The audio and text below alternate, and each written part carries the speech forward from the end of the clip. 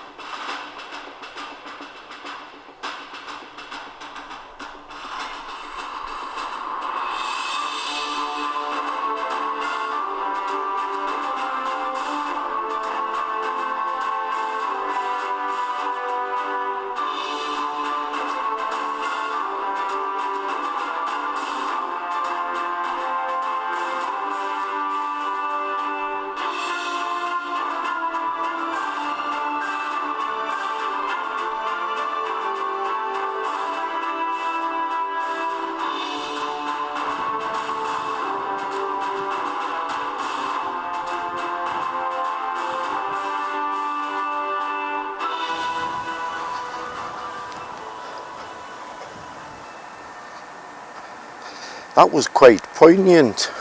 Is that the right word? One of my uncles was a commando in the Second World War.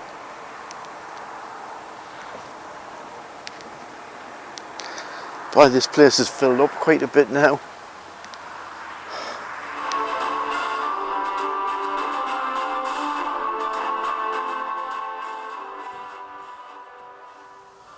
Well, it's a nip and a punch for the first of the month today. It's the 1st of October 2024, and I spent last night in Fort Augustus, and I woke up this morning to a little bit of a drama. My offside front tyre wasn't completely flat, but it was well down. Anyway, I'd seen a sign yesterday when I was exploring, garage, AA garage, with a little arrow. So I walked half a mile up a hill this morning in the pouring rain to get to this garage, West End garage or something. I've got a clip of it, I'll show it in a second. Went to the reception, the woman said, no, we're too busy to have a look at it. Too busy to have a look at the tyre. I wanted to buy a new tyre off them. She was even too busy to blow my tyre up for me. Very helpful. Now I know what it's like running a garage. I ran my own garage for about 40 years. And I know what it's like when you're busy. But I don't think I ever refused somebody that was stuck for a fuse or blow the tyre up or something like that. I don't know.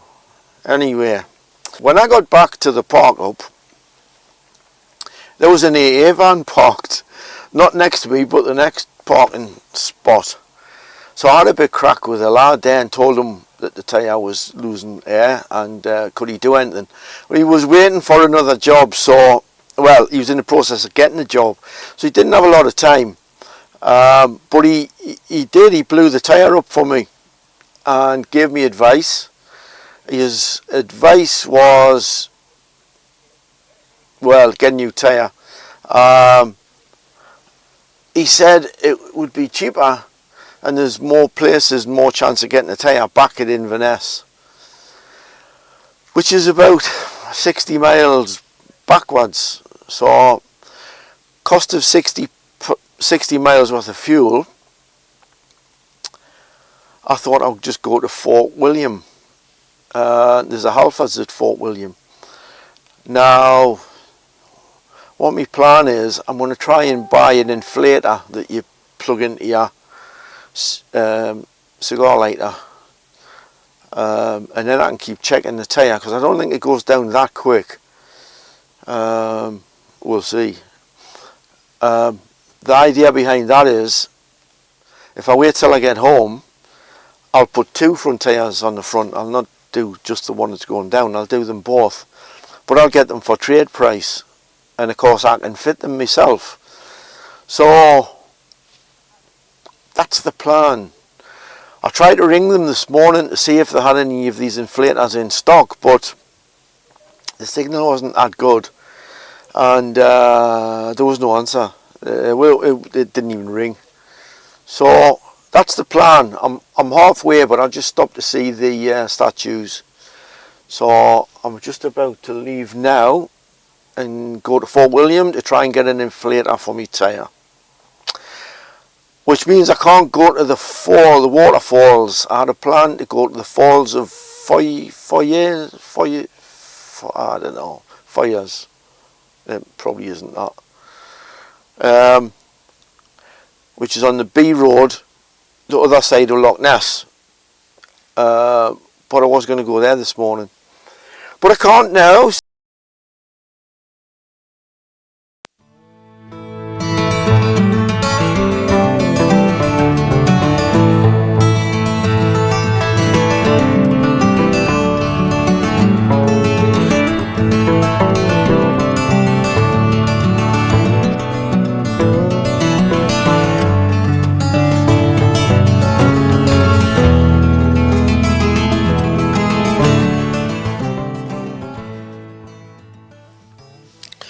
Well, it seems like it's all bad news this morning.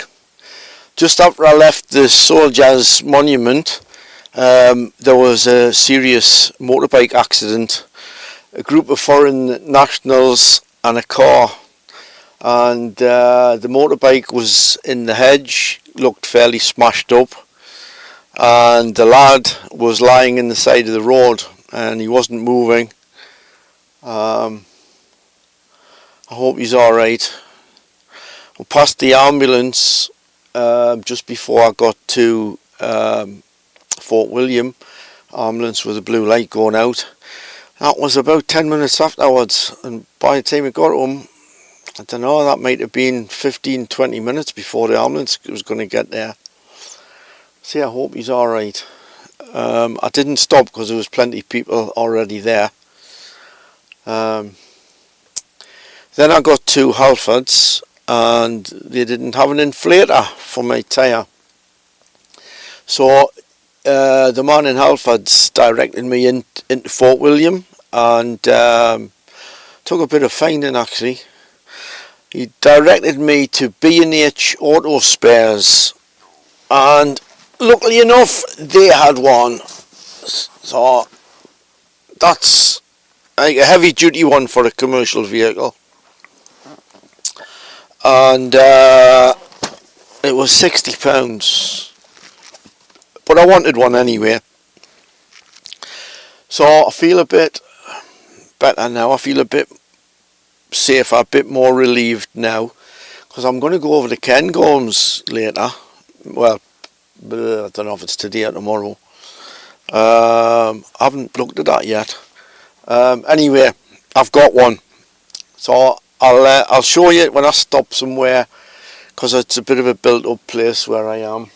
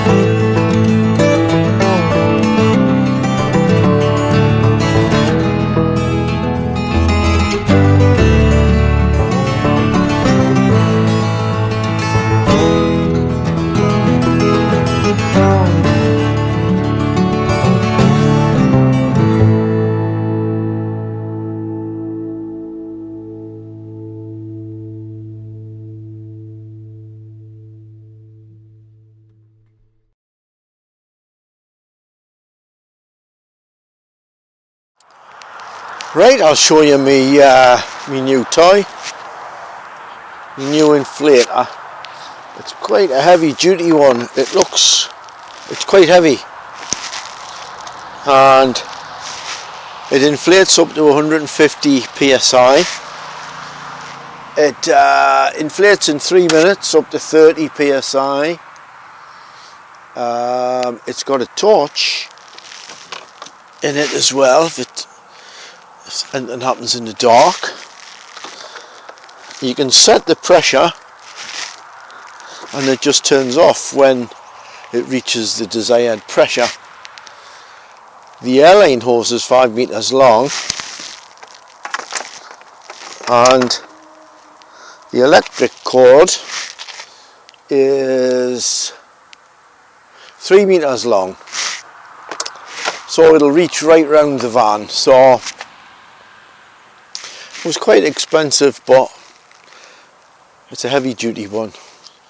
I didn't realise it's got adapters inside as well, so you can blow up your airbeds, beach balls, things like that as well. It's got three adapters inside, so it's quite handy. Oh, I've had one of them days today. One of them days you get every once in a while where nothing goes right. It started bad and didn't improve. Started with a flat tyre, then the garage wouldn't help me. Got it blown up by the AA man on the way to Fort William. There was a motorcycle accident, just happened right in front of me. Man lying in the road. Got to Halfords, they didn't have the inflator. They directed me to somewhere else in Fort William, but it wasn't easy to find, so I was stressed out getting lost in Fort William. Then I'd had enough by then, so I thought I just want somewhere with a good view where I can chill. So I was going to have a look around Fort William, but couldn't be bothered. So headed back. Quite heavy traffic because of the accident. I think they closed the road. They had it on the electronic signs warning you that there are delays. Then I turned off onto the road to go to the Cairngorms,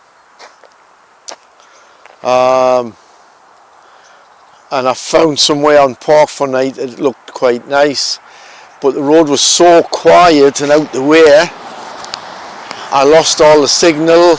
I lost Park for night, Google Maps, the radio went off, couldn't pick up reception.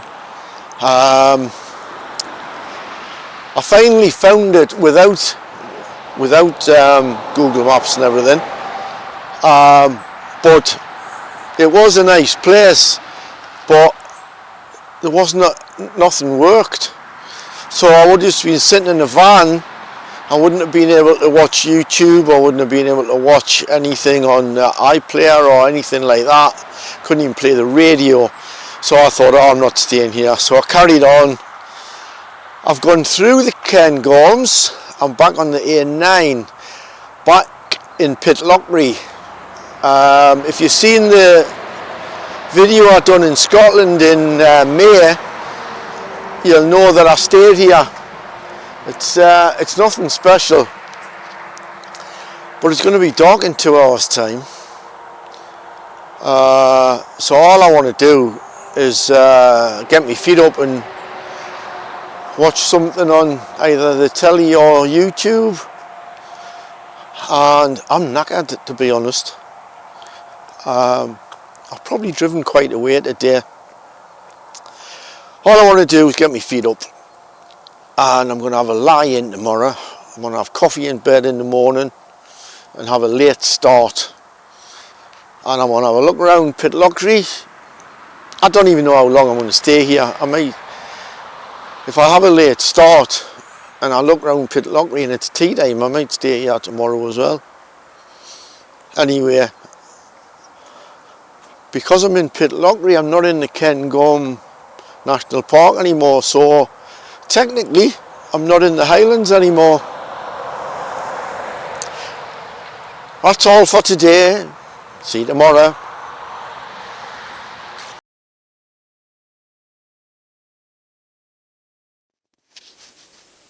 Good morning. Just woken up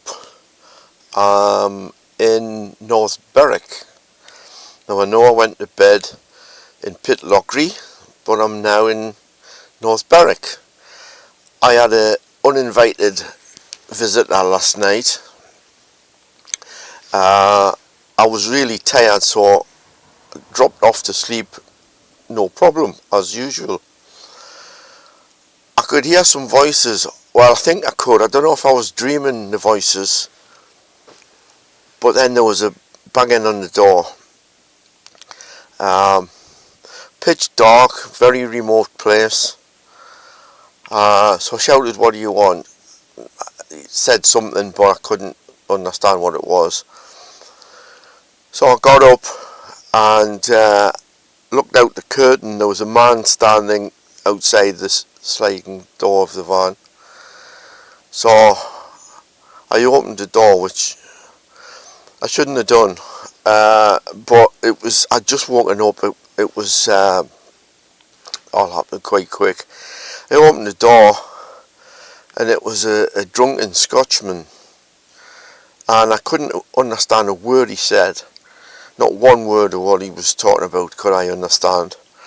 So I told him to peddle his wares quite bluntly, and then shut the door on him.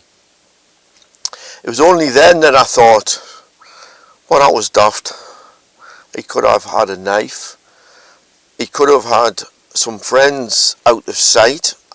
I knew there was only one at the door, but he could have had some friends standing around the corner. Then I thought, is he going to come back? I'm a sitting duck here.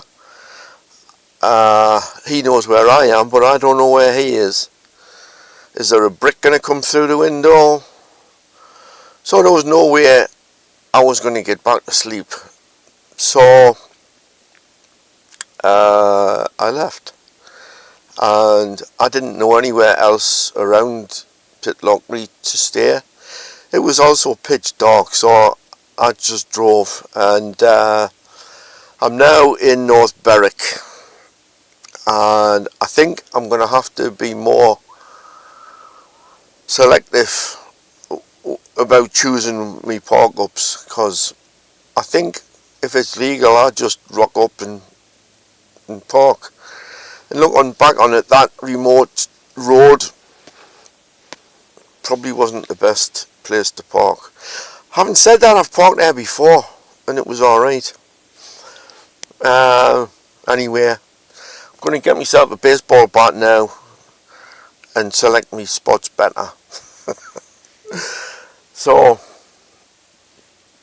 I just thought I'd tell you that, because you can prepare in case it happens to you. Have a plan.